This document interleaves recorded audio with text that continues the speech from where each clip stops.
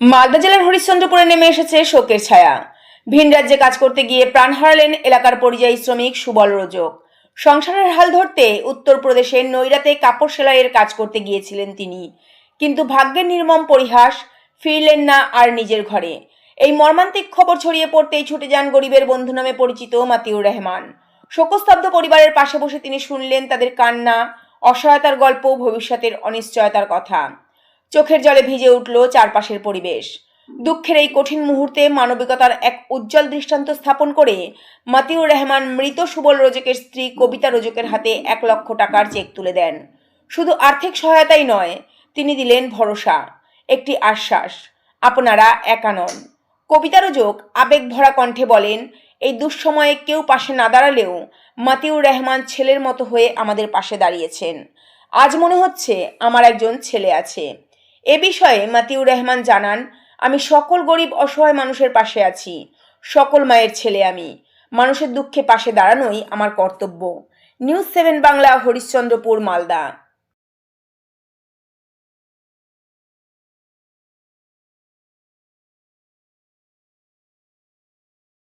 নামে আছে ব্যাংক বই 1,00,000 টাকা দিচ্ছি গেল।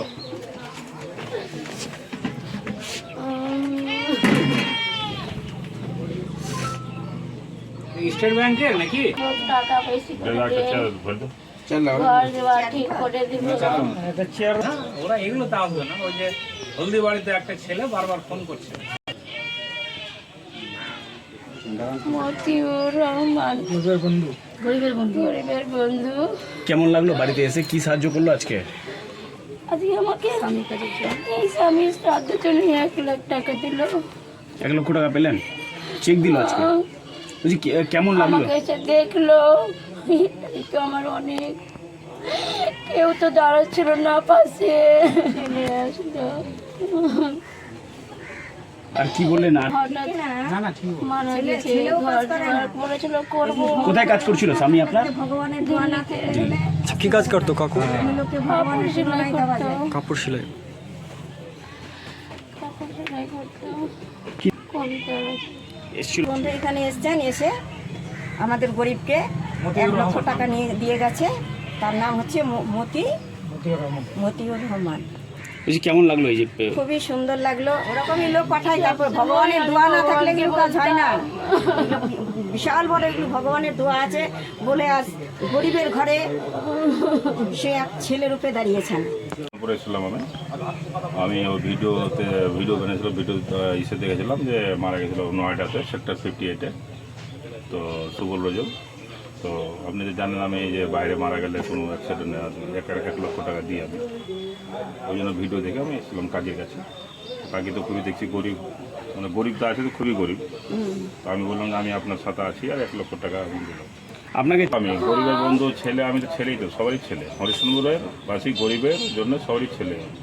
হরিশ্চন্দ্রে যত মা আছে সবারই ছেলে আমি, আর হরিশ্চন্দ্র যত বোন আছে সবারই দাদা আমি। মানে বাড়িঘর তো কিছু নাই, মানে ওই থাকার জায়গাটা একটু আছে, আর বাড়িঘরের ভাঙাচুরা। যারা এলাকার ওদেরকে বলবো যে আপনারা কিছু মদত করেন, আর গরিব আছে সবাই আপনারা মিলেজুলে করেন মদত। বলতে চাইছি, ইনি বললেন যে আমি ভগবানের কাছে মানে প্রার্থনা করেছিলাম যে ভগবান আমার এই অসময় তুমি ভগবান সন্তান রূপে আমার কাছে এসো, ছেলে রূপে এসো।